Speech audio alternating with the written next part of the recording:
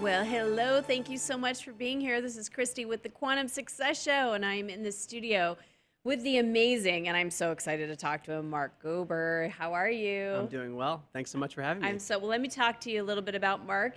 He's an author whose worldview was turned upside down in late 2016 when he was exposed to world changing science. And we're going to talk about that today.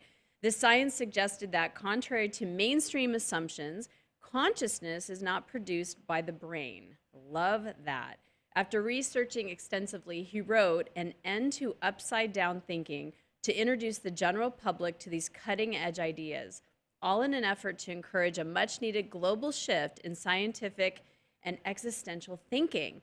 Mark's book has been endorsed by none other than the amazing Goldie Hawn, of course, my friend Jack Canfield, and former Harvard neurosurgeon and #1 New York Times bestselling author Eben Alexander, who is a 2-time Nobel Peace Prize nominee. So I'm just so excited to start our conversation. Thank you so much for being here. I'm excited to chat. So how did you come across this? And I love the title of your book, by the way, and I'm going to let you actually answer the question I'm going to ask you, because I always talk about that we need to come from an inside-out approach instead of an outside-in approach to creating things in our life, because so many people think that if I just go get this thing, or if I go get that level of success, or I have this kind of money, or I get the guy or the woman, then I'll be happy.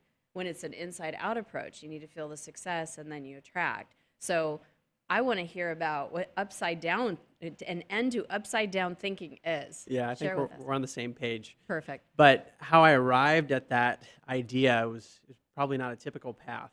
I work in finance, so I'm a partner at a firm in Silicon Valley called Sherpa Technology Group.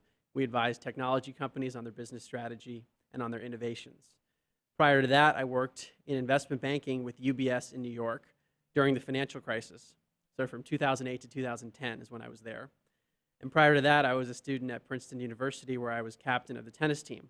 So when I tell people my background, they're typically wondering how it is that I got into the topic of consciousness, because Interesting. Yeah, because you're typically like the mainstream people that we want to kind of like help understand manifestation. You were like that guy. How did you become this guy? totally that guy. Yeah. Yeah.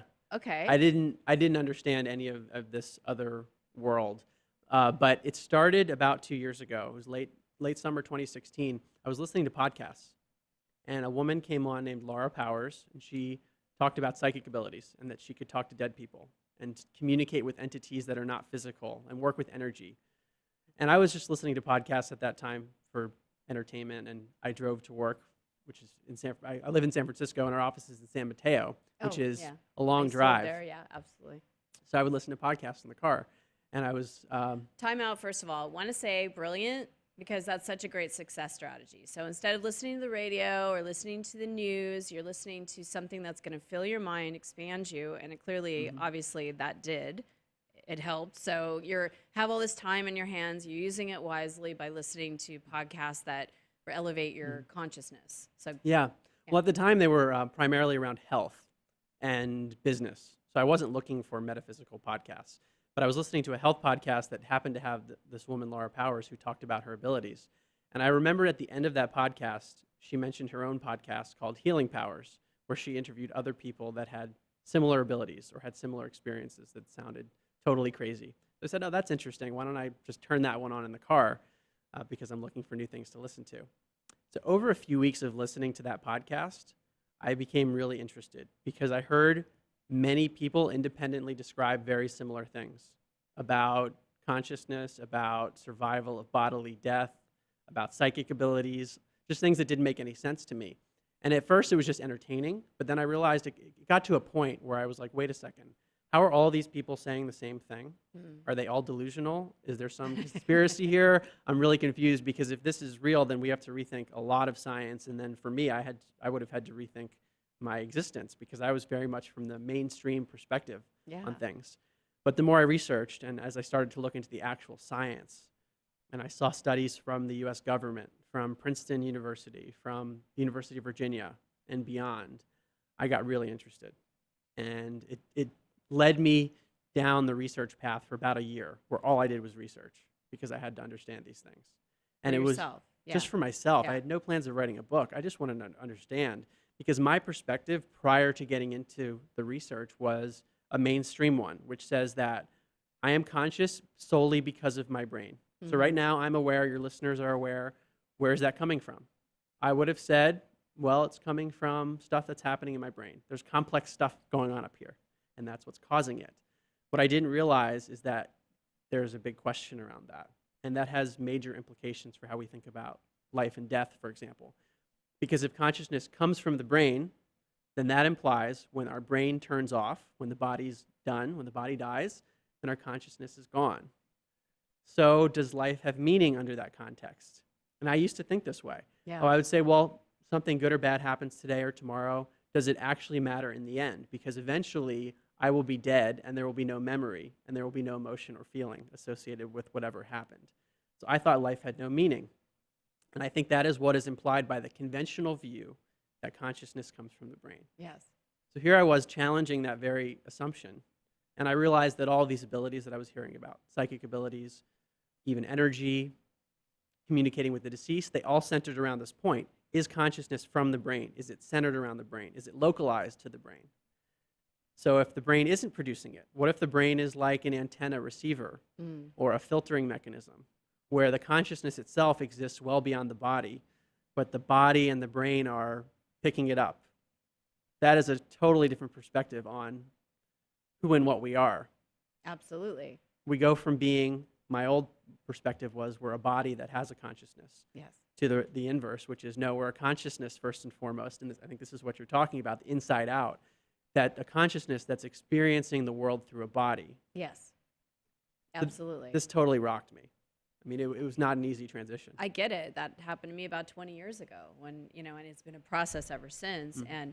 And just even 2 months ago, I started full on, I've been healing for years and seeing things holographically. And, I could see above you, you have a blue aura above your head. So I was like watching like, ooh, cool. But about 2 months ago, I started full on channeling, like full on. I have like a different accent, and it's really wild, because I keep expanding into what I know to be true of that. And what I wrote in Quantum Success, and it's been proven in science and everything, is that who we actually know ourselves to be, like everything that you've experienced in your life, your background, the clump of matter that you are, right, is only 4% of who you really are. And the 96% is non-physical, that's flowing through, in your body. Right. So it's exactly what we're talking about. And I love this conversation. I always love having these amazing conversations.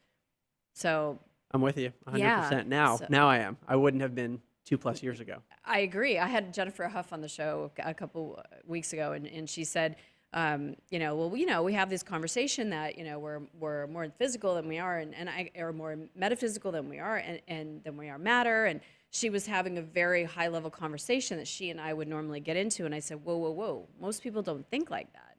Like most people don't have an understanding that we're beyond what we can think and see and taste and touch and smell, and the problems and the circumstances that we find ourselves in. Most people don't have them training or the awareness or the consciousness to understand that there's so much more beyond that. So We're very biased by our eyes. yes, We forget how little our eyes actually show us, even from a mainstream perspective. I mean, the electromagnetic spectrum of light, visible light, is a tiny fraction. I mean, there's all kinds of light, like X-rays, infrared, that we know exist, but we don't see them with our eyes. And we don't account for that, I think, in mainstream society. We kind of forget that there's a lot beyond what the eyes show us. absolutely. So let me ask you a question, because my community is all on, my big thing is 7 essential laws, and I talk about the 7 universal laws.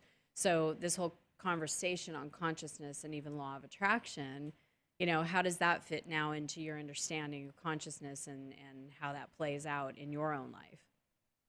So my view on consciousness, now this is getting to the upside down thinking idea. Perfect. The conventional perspective is that matter creates consciousness. So there was a Big Bang 13.8 billion years ago. Then through lots of random chemical reactions where matter's interacting, we end up with DNA, and DNA leads to a human being, which develops a brain, and then consciousness comes out. Matter creates consciousness through a brain. Right. The upside down thinking is, no, consciousness is primary. Consciousness doesn't come from the brain, it comes before matter. So that is a very big shift, but it gets to the question you're asking of of manifestation, and can our thoughts and intentions influence physical reality? Under the conventional paradigm of the brain and matter create consciousness, it makes no sense at all. So I remember when people would talk about this idea, I would immediately discount it, because how could the mind have any effect on the physical world? The mind is a byproduct of the brain. It has nothing to do with the world. But if consciousness is primary, then everything physical is within consciousness. So it almost makes the physical world malleable. Yes, absolutely. I like Yeah. to think of the Big Bang instead of a big birthing. Because, Yeah. like you said, consciousness had to create that. Consciousness, the God, the giver, consciousness, whatever you want to call that, the one, infinite intelligence, call it Right. Sally, it doesn't matter, right? It's that consciousness that is a creator that gave birth to, like you're saying, everything that you see, whether it's money, whether it's the guy or the woman in your bed, whatever it is. Right. So let me ask you a question. Since you've had this big awakening and you've done the research and applied it in your own life, and you're a finance guy, how do you then, kind of find the connection between unworldly things and worldly things, and how are you functioning, being able to balance that? I definitely have a different perspective on it, where my priorities have shifted in a big way. Now, I mean, I used to think life was a finite thing and that there was no meaning, and now I think that life is infinite and there is meaning. So that affects everything I do, my profession included. But to me, actually, the biggest thing that I think about when I kind of cross worlds. So in this conversation, this is much more of my world now, and Yes. because that's where I'm spending a lot of my time thinking. But the business world is where I came from, and it's what I grew up in.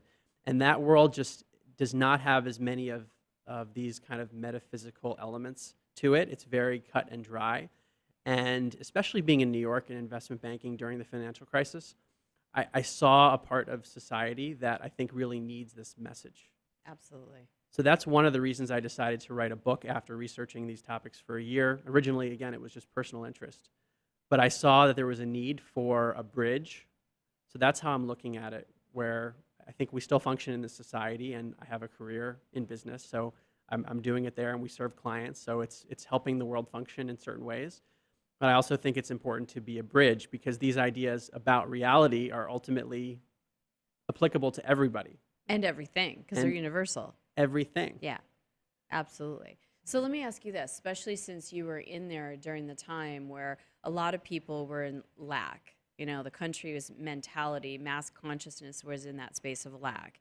And, I know my parents' generation and even their generation before them, lack was very real. Like, they had the Great Depression. They were in the bread lines. I mean, there was rationings for the majority of people, not all people, but the majority of people. And so that seeped into mass consciousness. And that obviously is still in the thought process and the DNA of, of everything. I even you'll appreciate this, I caught myself the other day, and it's the funniest story, because it's one of those things that I've been doing this work for a long time, and I'm aware of my programming, right? But I was with my family. So I had my kids who are 8 and 9 in the back seat. My husband and I was driving. And this woman was like blocking the way to get into the shopping center. And she was creating like such a block of, of traffic. And I said out loud in pure frustration, I was like, God, people are so stupid. And my son, who's 9, he goes, Mom. And I go, sorry. And he goes, you really hurt my feelings. And I go, how did I hurt your feelings? What does that have to do with you? He goes, you said people are stupid. I'm a people, so you think I'm stupid. And it's like his generation can get that so quick, right? And I was like, God, wasn't aware that I said that. I'm sorry. I'm sorry to all people that I said that about, and just that whole thing of law of attraction. It was like I wanted to suck it all back. Literally the next day I was talking to my mother, and she goes, people are so stupid. And I went, like, that's something I had heard all of my life and didn't even realize that it was inside of me, and it came out in that moment. Because I don't remember how many times I've said that in my life, right? But it's like that just unconscious lack of people are not enough, they're this, they're labels, which really comes from that lack mentality. How do you see bridging us in from people? That's what my work has been, is helping people move from lack into abundance and realizing the limitations, coming from that energy where you were and working in New York, especially around that time. How do you bridge that for people now? To me, it always starts with what are our assumptions about reality. It always begins there, because if we actually view ourselves as being consciousness, experiencing the world through a body, it changes our perspective on everything. It naturally will do that if one internalizes that idea. If you internalize. Thank you for saying that, because I think there's a lot of people that are in the conversation now that everything is energy. And it's like, oh, everything's energy. And they have it maybe as a concept, maybe not in your world, but in the world everything's energy, right? But it's like if you get it mentally as a concept, that's one thing. But living from that, that's a different thing. Yeah. Right? Because even I understand this. I live the universal laws. But what I said the other day about people are being stupid or people are stupid, it's an energy. It's an energy I gave out, and that's coming back. And thank God, like my son was so conscious that I could go, whoa, and have that type of awareness, so I don't continue to repeat that, right? But it's like what you're saying is true. Yeah. You have to embody it. So how do you embody this? How did you embody it? Well, I think there's a lot we have to unwind, both on a personal level and then on a even epigenetic level, so what our ancestors dealt with, and then thinking about other lives that are not ours. So in my book, I have a chapter on children who have past life memories from the University of Virginia, 50 years worth of studies on children usually between the ages of 2 and 5 years old who spontaneously start speaking about a life that is not theirs. And the details are so accurate that sometimes the researchers can find the person that the child is referring to. Wow. And sometimes the children have birthmarks and physical deformities that match how they describe dying in the previous life. Wow. It's very specific stuff. Sometimes their preferences. So something is being transferred. So when we think about what is influencing our current physical form, well, it's our immediate family and the direct energies around us and people we associate with and just anything physical. But then we have to think about epigenetics and our ancestors. And then we have to think about who knows what else. If there are factors that are affecting our memories. Mass consciousness, yeah. So there are a lot of forces that are making things difficult. So I want to start with that. But to me, it's just kind of a constant remembering of what the world is and what we are. So when I'm speaking with you, what is it that is speaking to you? Is it the witness of my body and my thoughts, or is it my body? And kind of associating with that witness on a constant basis and kind of reminding myself throughout the day that I'm not getting caught into the bodily, worldly stuff as much can help. That's what Namaste is, right? It's like me recognizing the God in me recognizes the God in you, or the consciousness in me, the love in me, the energy in me. When I look for it in you, that's what shows up, and that's what I can see and react and respond to.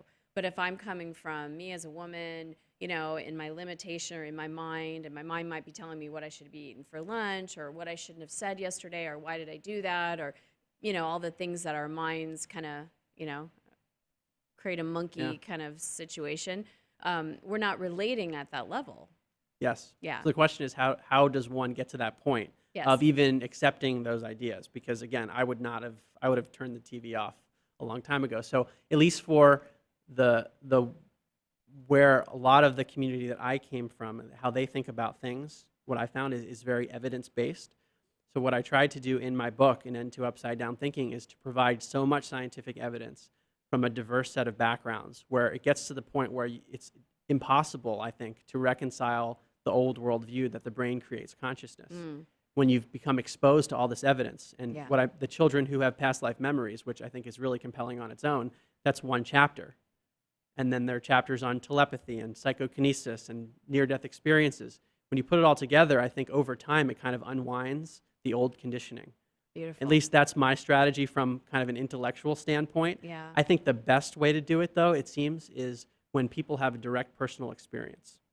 For sure. Through meditation or sometimes through psychedelics or a near-death experience. Those are kind of artificial ways of inducing it. It seems like meditation is a more natural way of doing it. Absolutely. But there's people that do ayahuasca and have those type of journeys and have, awareness like that. But that's not something I recommend. It's more meditation on a daily basis, because that's really going direct. It's going direct and it's kind of natural, and it's not forcing it. So I think there can be dangers when you force it. Right. A near-death experience is typically a very traumatic thing. Yes. Someone's in cardiac Don't arrest. recommend that. Yes. But what I find is that when people have mystical experiences through any of these means, that's when they have a very quick shift. So my shift was not overnight. It was much more of an intellectual one, where it just took time of becoming exposed to the data over and over again, and writing a book about it, and then interviewing people about it. And then Yeah. finally, I just got to the point where I couldn't think about the world in the old way. It just didn't make sense anymore. That's so beautiful. Well, thank you for writing this amazing book. I love the fact that you did so much research on it, because something that was considered, I was on a podcast with Lou Diamond the other day, and he said the woo woo is the new new because, it's like, it's not woo woo. Right. It's the way our universe functions. And I've been working with universal laws for 20 years, teaching about it for over 15. And, I see people's lives change on a daily basis when they apply it.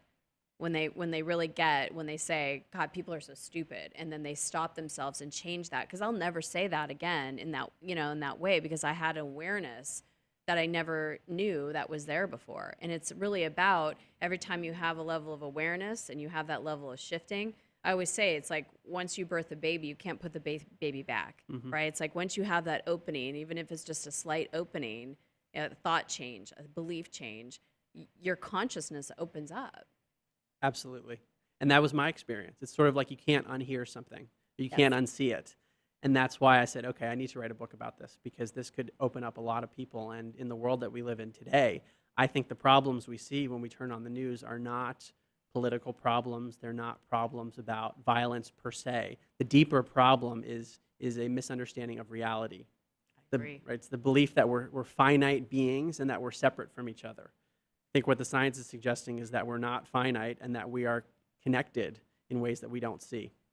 I absolutely agree with you. I always feel that, having a president of the United States is important, but I know that he doesn't create my reality. I create my own reality. Yes. And I create my reality by the awareness and consciousness and the direct connection that I have. So, Totally. yeah. So we are going to put Mark's book underneath the video so that people can just click right there and go right to Amazon or wherever you choose to. Give us the information and you can go there.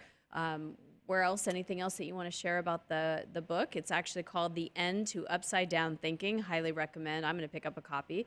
So anything else you want to My share? website, which is just my name, Mark Gober, MarkGober.com, has more information. And, Awesome. my book is available on Amazon, Barnes & Noble, and many bookstores. And if you know of anyone who might be interested in it, I hope that it will help a lot of people. Absolutely. So if you got those mainstream thinking kind of people that are very scientific based and don't think all this conversation is woo-woo, it might be a great gift for them to help them shift so that they can enter your conversation. Because I know the community that I have is a very conscious community, and they've been with me for a long time. So they're probably, I just know, loving this conversation. And how do we speak? Because I get that question all the time. How do we speak with people that think that this is woo-woo and that sort of thing? And so scientific proof-based stuff is a great way to do it for people that need to see evidence of it. So appreciate you writing this book from that perspective. It was actually one of the ideas I had in mind when I wrote it, is that I knew there was a community of people that had experiences, but sometimes maybe felt uncomfortable talking about it with others. And I was hoping that this book would be a bridge to say, well, this is scientific validation for the things that I've been talking about. Beautiful. Well, congratulations on being a bridge builder, Mark. So, Thank you. Thanks for having me. You're welcome. Let us know what you're taking away from this conversation. I have just loved this conversation. And it's so cool to be able to see your green and like blue light above you. I just love it. So let us know what you're taking away, and you can find more information at markgober.com, or right under the video, you'll see the link to purchase his book, which is An End to Upside Down Thinking. Thank you so much. Thanks, Christy. Thanks, everybody.